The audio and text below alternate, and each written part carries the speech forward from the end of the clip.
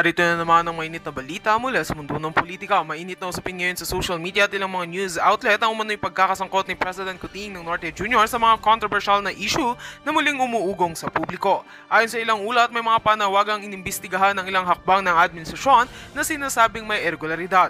Kasabay nito, may mga espekulasyong maaaring managot ang Pangulo kung mapatunayang may paglabag sa batas. Kumakalat din ang balitang ang First Lady Lizata Nasmags at PNP Chief Torre ay humaharap umano sa isang pribadong pagpupulong kung saan sila ay nagbigay ng pahayag ukol sa mga akusasyon. Bagamat wala pang opisyal na kumpirmasyon mula sa Malacanang, ilang insiders ang nagsabing nagmakaawa raw ang ilang opisyal para sa patas na investigasyon at hindi agarang paghusga ng publiko. Samantala, nananawagan ng ilang grupo ng civil society at mga mambabatas na pairalin ang due process at igalang ang mga demokratikong institusyon ng bansa. Gate nila, kung may reklamo laban sa Pangulo o sinumang opisyal, ito ay dapat idaan sa tamang proseso upang mapanatili ang integridad ng gobyerno at tiwala ng mamamayan. Sa ngayon, patuloy pa rin ang pagkalap ng impormasyon at pahayag mula sa kampo ng Pangulo. Wala pang inilalabas na opisyal na sagot ang Malacanang sa mga kumakalat na balita. Asahan naming ihahatid namin sa inyo ang mga susunod na detalye sa oras na ito'y maging opisyal. Para sa ngayon, ang mahalaga maging mapanuri, huwag basta-bastang maniwala sa mga kumakalat online at hintayin ang katotohanan. At yan nga ang mga balitang ating pagkakatutukan, at kung bago ka pa lamang sa aking channel ay huwag kakalimutang mag-like, share and subscribe para updated ka sa mga bagong balita dito sa Tatak Pinas.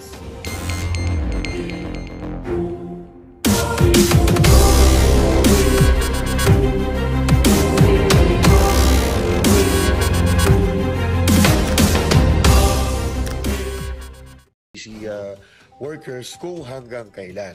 At sana naman, sagutin nila bilang paggalang sa ama ng bayan ng Davao, sagutin nila yung tanong ni Mayor Basti Duterte na hanggang kailan sila mag-i-stay dito sa KOJC compound ng kahit papaano ay mapanatag naman ang kalooban at kaisipan ng mga tao dito sa loob ng Kingdom of Jesus Christ. Yes, at muli lang natin paabot yung ating pasasalamat din pala kay Congressman Pulong Duterte dun sa mga pagkain, tubig po na pinadala niyo po noong mga nakaraang araw po. Sir Jay, would you like to add po if your reaction po sa statement ni Mayor Baste? Alam mo, tinatanong niya, pero ewan ko kung nagbago na isip ni Mr. Torre, kasi nung bago siya pumasok, ang sabi pa niya, mag-i-stay sila ng isang buwan dito. Ang dami niyang paiklat no? So, ngayon, gusto natin malaman ngayon. Now that you failed to find the subject of your alias warrant, no? And after using excessive forces, ang buong Mindanao po ay magkakaroon ng pagyanig ng katarungan at hustisya laban sa kanilang nakikitang abuso na ginagawa ni Mr. Marcos. Lumabas na po ang lahat ng taga Davao, gabi nang walang tulugan na po ito. At nananawagan na po tayo sa mga local officials, Mayor Paulo Duterte, all city councilors, vice mayor at mga barangay officials ng Davao City. Let us protect Davao. Let us protect the people of Davao. Let us protect our kababayan, lalo na po ang dinadahas, sinasaktan at ginagahasa ng Philippine National Police na kababayan ninyo na mga civilian at Pilipino din na nandyan sa Kingdom of Jesus Christ. Admar, ito'y tuloy-tuloy na panawagan na ng sambayan ng Pilipino. Jason, nandyan po si Jason. Ito ay... Okay, wala na. Si si Coach Oli. Ito kay paninindig.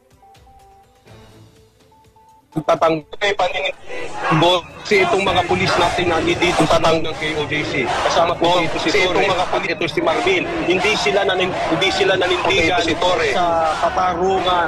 Hindi sila nanindigan sa tama.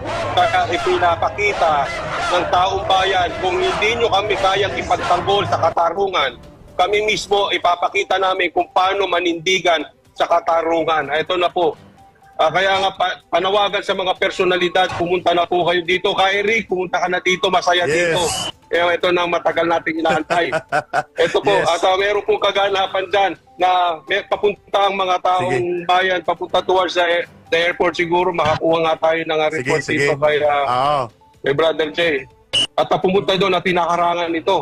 Parang may... At mukhang dumadami na daw ang tao na hinaharangan ng pulis Kaya nga ito, Mr. Marcos, tingnan mo ito. Abalos and Marbil, no? Armed Forces of the Philippines, no? Gibo Chodoro. Anong gusto nyong gawin dito? I-disperse, sakta ng mga tao? Hindi nyo na ito yung mapipigilan. Nagigising na po at napumulat na ang buong sambayan ng Pilipino. Ang paghuhukom ay dumating na. Ang pagtutuos ay nandyan na. BBM resign, Marcos alis dyan. Dumadagundo ngayon sa Davao City. At naririnig nila Coach Oli, live, nandun sila. At kami naman ay naglalakbay via Information Highway. At upang iparating sa buong daigdig, nagsisimula na po ang panawagan ng mamamayang Pilipinong bawiin ang kapangyarihan sa kamay ng abusado at sindikato ng gobyerno ni Marcos at itatayo namin ang matino at matuwid na gobyerno at pamumunuan kami ng aming Vice Presidente bilang legal at konstitusyonal na tagapagtaguyod ng suksesyon sa kapangyarihan sa pamahalaan. Ito po hindi na mapipigilan. This will now be the birth and unfolding of real power of the people starting right now in Davao. Sambayan ng Pilipino, magising na po kayo. Huwag niyong antayin na lumala po ang ating kalagayan sa isang incompetent at napaka-notorious sa moral bankruptcy na uri ng gobyerno ni Marcos kung saan ginamit niya na private armed goons and hoodlum ang mga pulis. Hindi na po ito mapipigilan. Gabi ng pagpapanganak sa kasaysayan na nagaganap ngayon na pagsisimula ng people power sa Davao City. Ka-Eric, Coach Oli, naalala ko yung sinabi niya, ni Vice President Inday Sara Duterte nung pinuntahan siya ng magkakapatid na Marcos para suyuin kasi kulang sila ng suporta sa Visayas at Mindanao. At ang naisip ni Vice President Inday Sara Duterte during that time ay ang Mindanao at ang Visayas, kung saan maraming mga proyekto na naumpisahan, mga key projects, ang kanyang tatay, dating Pangulong Rodrigo Duterte. At mula rito, umaasa siya na magkakaroon ng tunay na unity at continuity. Pero ano ang nangyari ngayon? Lalo na dyan sa Mindanao na pinagkakaitan na ngayon. Kaya sa mga taga Mindanao na hindi man makakapunta sa Metro Manila, kasi ang sumikat dito, ka-Eric, yung EDSA. Parang ang nakikita ko, baka ang susunod na EDSA ay dito na ngayon sa bahagi ng Davao City, ka-Eric. Correct. Agree. Kaya nga ang banggit natin, the offering of life and sacrifices of Kingdom of Jesus Christ and Pastor Kibolon has now grown into fruition to become a redemption of the country. At ang people power, ayan na, ang bandila ng Pilipinas, ayan na, dumadagsa na po ang mamamayan. Tama ka, Brother Admar, the birth or rebirth of people power now is being started in Davao City in front of Davao Cathedral of Kingdom of Jesus Christ. Ito po'y hustisya at katarungan para sa sambayan ng Pilipino at nagsimula na ngayon sa Davao. Sinisingil na po ng mamamayang Pilipino ang kalapastanganan, abuso sa kapangyarihan at pagkabulok sa pangungurakot ng gobyerno ni Marcos Jr. Napupundi na at napupuno na ang mamamayan. Kaya ngayon dumadagsa na sa Davao City. Nananawagan tayo sa buong daigdig na may mga Pilipino sa buong bansa na kung saan man kayo, by the number of 5 or 10 lang kayo, magtipon-tipon in prayer and in solidarity, online, join SMNI, DZAR online platform and join the online people power right now happening in Davao City. At ito nang simula ng pagpapanganak ng pagbangon ng Pilipino para ibangon ang matuwid na pamamahala sa ating bansa sa pamamagitan ng pagpapalayas kay Marcos Jr. at sa mga alipores niyang abusado. Coach Oli, nandiyan. Eric at Brother Admar, siguro magpapaalam muna ako dahil wala na akong masabi dahil nagliliyab na to. Gusto ko nang lumabas. Okay. Sige. Pasensya na po ka-Eric, brother. At sino yung dumating? Congressman Duterte yata, nandyan. Sulong Duterte dito na? Oo, nandyan na. Mayor Basit Duterte, nandyan na. Sumunod ng pagkain. Oo, andyan na. Nagpadala si Congressman Pulong Duterte. Ayun na, Senator Bato de la Rosa. Let's go now to Davao. Gusto ko lang bumaba. Sige. Okay, Coach Oli. Maraming salamat. Gusto ko lang bigyan ng pagkakataon ito na magpasalamat tayo sa KOJC. Dahil alam naman natin ito ay trabaho ng buong Pilipinas, buong mamamayan. At alam natin, nararamdaman natin, nag-aalab ng puso ng mga Pilipino. Pero ito po ay naging kasangkapan ng KOJC para ito'y simulan. Ang kailangan lang po natin kasi ay spark, yung simula. At ito na nga po yung inaantay natin. Ito na yung spark at sinimulan ng KOJC. Maraming salamat po sa KOJC at gusto ko lang pasalamatan ng Diyos sa pagsuporta at talaga po ang hustisya ay makakamtan lang sa Diyos. Maraming salamat, Brother Admar. Ka Eric, kita-kita po tayo. Bababa na ako. Maraming salamat. God bless everyone. Yan, maraming salamat si Coach Oli ng Banateros, no? Tuloy-tuloy pa rin ang ginagawa nila sa labas.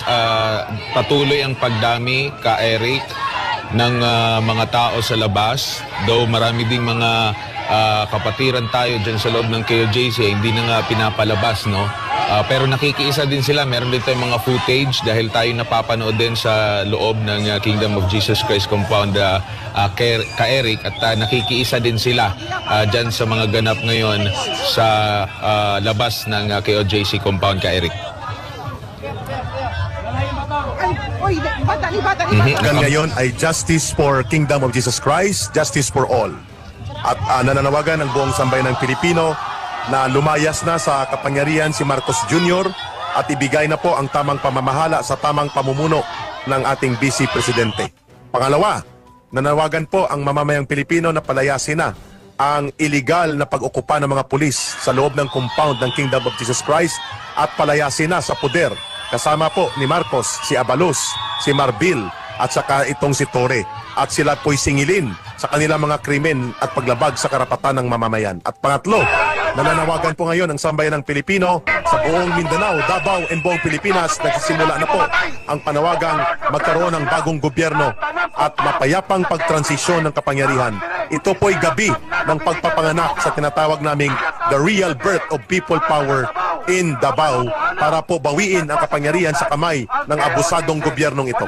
Nakikita po ninyo, nakakasama po natin sila online. Ngayon po, hindi na ito mapipigilan. Taong bayan na po ang nagpuprotekta sa Kingdom of Jesus Christ. Taong bayan na po ang nananawagan na ipagtanggol at bigyan ng katarungan ang mga kababayan nating dinadahas at ginagahasa ang karapatan at kalayaan sa loob ng compound ng Kingdom of Jesus Christ. BBM resign, no?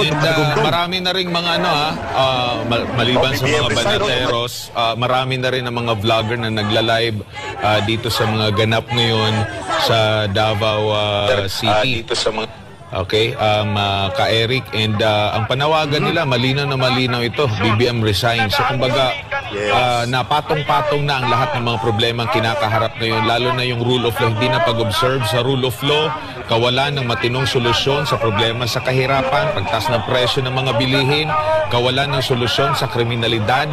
Hindi natin alam kung ano na ang mga nangyari dito sa mga ganap, sa mga missing na mga individual at mga tao, problema sa illegal na droga at iba pang mga krimen.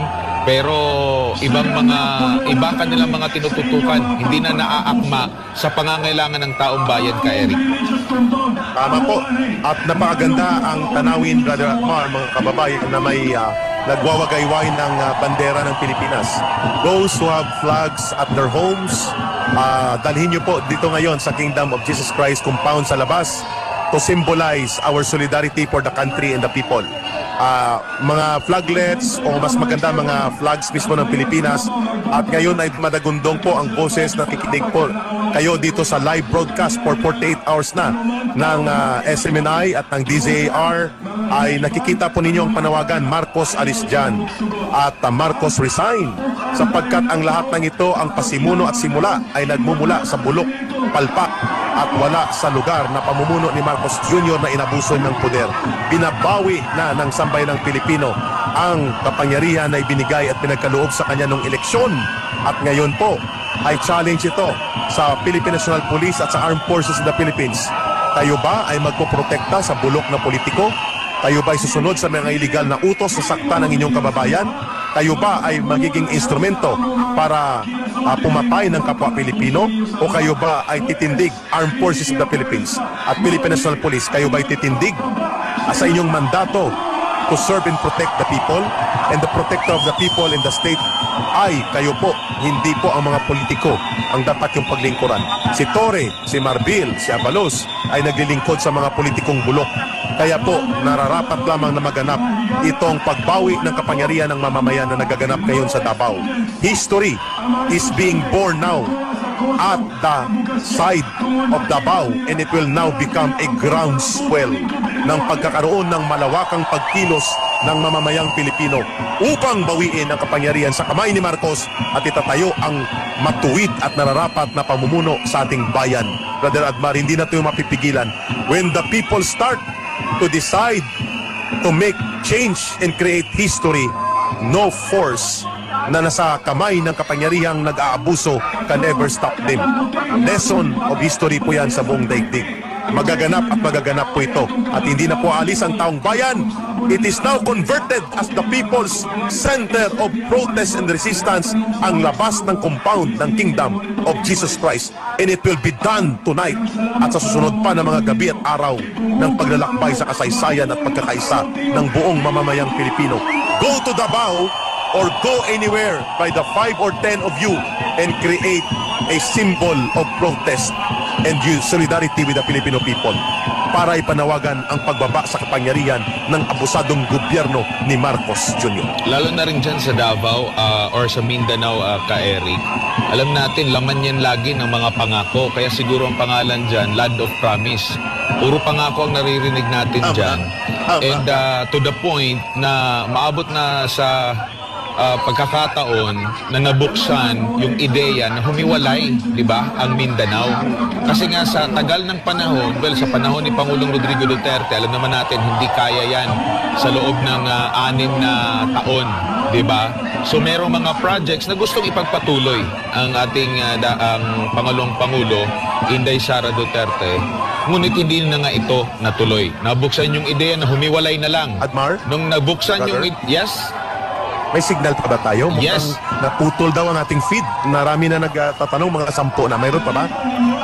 Ongoing pa rin ang ating live feed sa kasalukuyan. Sige. Ka-Eric, no? Siguro sa kanilang side lang siguro sa internet nila. Sige. Pero yun nga yung punto natin na nabuksan yung ideya na humiwalay ang Mindanao dahil sa mahabang panahon na pagkakaitan lagi. Anong narinig natin mula sa mga leader ng kasalukuyang administrasyon at ng ilang mga mababatas at tagapagsalita nila? Ang sabi nila na hindi pwede yan, unconstitutional yan. Hindi pwede yan, pwede yang makasuhan sila yung kanilang mga pinaplano. Hindi nila nakita, doon pa lang sa mga kababayan natin, doon pa lang sa mga statement na yun, na mga tinatawag pa natin ng mga leader, doon mo makikita na wala na silang pagpapahalaga. Kasi hindi nila nakuha mismo yung punto sa mga pangangailangan, lalo na dito sa Mindanao, na mataas talaga ang problema sa kahirapan. Ang punto po doon, huwag niyong kalimutan ang Mindanao. Kaya nabubuksan itong ideya. Kasi ang nakikita natin, panay na lang dito sa mga malalaking syudad, no? Lalo na dito sa Metro Manila, dito sa Luzon.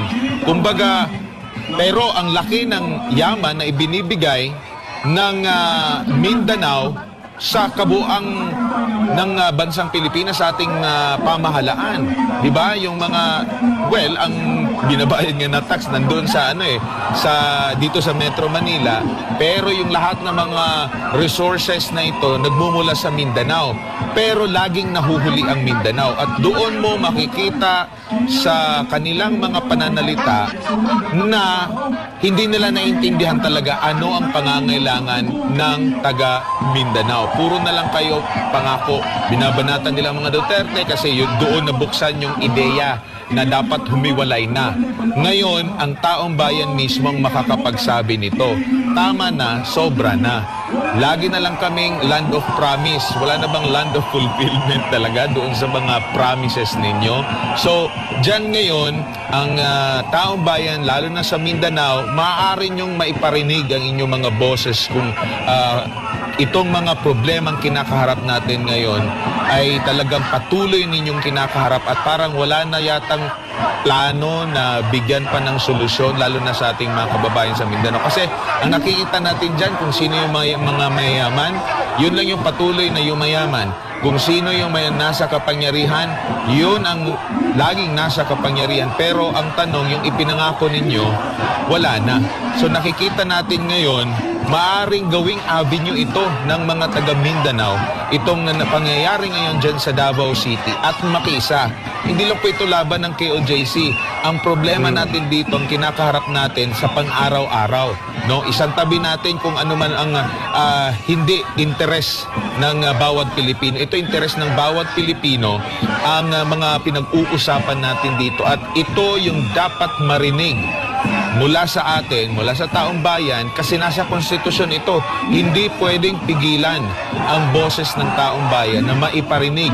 Dahil unang-una, ang kapangyarihan ngayon na nasa mga namumuno, lahat yan galing sa kapangyarihan ng taong bayan. At hindi nawawala yan na ka-Eric, na parang isinalin mo yung kapangyarihan mula sa taong bayan, naghalal ka, ibinigay mo sa mga opisyal, nasa kanila ng kapangyarihan at wala na ang kapangyarihan na yon sa taong bayan. Still, sinasabi ng konstitusyon, nananatili pa rin ang kapangyarihan at nagmumula itong lahat sa taong bayan. Kaya ito yung dapat na exercise ng bawat Pilipino, ka-Eric. Tama po kayo, Brother Admar, no? Walang ibang dapat sisihin si Marcos Jr. sa nangyayari ngayong pag-aalsa ng mamamayan sa Mindanao, lalo na sa Davao, kundi ang sarili niya. The only thing that Marcos did when he came to power ay sinayang niya ang kapangyarihang inaatang sa kanyang balikat ng mamamayang Pilipino. Una, nagbumalik siya bilang tuta o puppet ng Amerika. Ipinapahamak niyang bansa sa kanyang digmaan at tapang-tapangan sa China. Pangalawa, pinanumbalik niya ang pag-ari-arian ng mga oligarko, politikong bulok na mga kawatan sa gobyerno at ang mga negosyante na walang sawa sa ganid, sa gahaman, sa ganansya. Lahat yan, binalik niya, restored, baliktad sa ginawa ni Pangulong Duterte. Number 3, dahil dyan, lumaganap ang kagutuman. Milyong-milyong Pilipino ang nadagdag sa bilang ng mga nagugutom araw-araw, pero pinagtatawanan lang ni Marcos. Tinatawag niyang, guni-guni lang yan. Kuwan lang yan. Kulang lang kayo ng diskarte. 21 pesos, mabubuhay na kayo sa isang pagkain nyo. So ito lahat ang pagkawala ng trabaho, pagkawala ng oportunidad na mabuhay ang maraming mamamayang Pilipino, at ang pagsirit ng mga presyo ng bilihin, pagkain, serbisyo, at ang paglagana po ng kriminalidad muli, at ang pagiging kriminal na ng mga pulis, kagaya ng ginagawa ngayon sa Kingdom of Jesus Christ. All of this ay nagpapatong-patong na. At ngayon, ang pagtitimpi ng mamamayan sa loob ng 2 taon sa kabulukan, kapalpakan ni Marcos Jr., ang iskandalo niya sa droga, ang kanilang pangingialam ng kanyang asawa at pinsan sa poder ng pagkapangulo niya, all of this ay naging dahilan kung bakit sumasambulat ngayon ang dagundong at daluyong ng galit ng paniningil ng sambayan ng Pilipino sa bulok at palpak na gobyerno ni Marcos. Wala siyang ibang sisingilin at sisisihin ito, mga kababayan, kundi siya mismo. Dahil siya ay hindi nararapat na manatili na sa poder sapagkat inuuna niya ang personal na interes, ang pagbabalik ng mga nakaw na yaman, at ang pagwasak sa karapatan ng mamamayan ay pinapabayaan niya, kinukonsenti pa niya, Brother Admar. Kaya ito ngayon ay gabi ng pagpupukaw, gabi ng pagkamulat ng buong mamamayang Pilipino. Ang hudyat ng pagsisimula sa Davao ay hindi na mapipigilan. Lalaganap ang dagundong at daluyong ng pagkilos ng mamamayan na babawiin nila ang ipinahiram na kapangyarihan kay Marcos at babangon ang buong bansa sa pamamagitan ng pagtatayo ng bagong pamahalaan, Brother Admar, mga kababayan. Ka-Eric, magandang isang makasaysayang gabi sa iyo, si Jade ito, partner, at change court muna with partner Admar, at tuloy-tuloy nga ang ating pagtutok dito sa mga kaganapan dyan sa KOJC Religious Compound. Hindi lang ito ang tinututukan natin, itong martial law na paglusob ng kapulisan dyan sa loob ng KOJC Religious Compound, kundi ang umpisa ng people power, ka-Eric, na nagsisimula na ngayon dyan sa Davao City, sa Mindanao, at patuloy nga ang panawagan sa maraming mga Pilipino sa iba't ibang mga sektor at iba't ibang grupo na makiisa nga dito nga sa panawagan, hindi lamang sa hustisya na sinisigaw ng KOJC, kundi ito, partner Eric, ang pagbaba sa pwesto ni Bongbong Marcos Jr. at ang pagsasailalim sa hair follicle drug test na patuloy niya ka Eric na nililihis sa iba't ibang mga isyu. Kailan ba magsisimula ka Eric? Kailan ba magsisimula? Kailan ba niya tutugunan itong panawagan ng taong bayan para siya ay magpa-hair follicle test? At lantad na sa lahat ng mga social media platforms itong mga videos kaugnay nga sa mga ginagawa niya. Bakit hindi siya nagsasalita? Natatagalan ba ang Pangulong Bongbong Marcos na maghanap ng isang doktor o isang eksperto para magsagawa ng hair drug follicle test para ilihis naman at hindi patutuhanan na siya gumagamit illegal na droga? Tanong lamang po yan para sa ating itong si Bongbong Marcos Jr. Wala na pong respeto ang taong bayan sa kanya. Hindi na tinatawag na presidente. Ka Eric, ang presidente, ang kasalukuyang leader, hindi na nga leader kasi nga hindi na pamamunuan ng maayos ang bansa.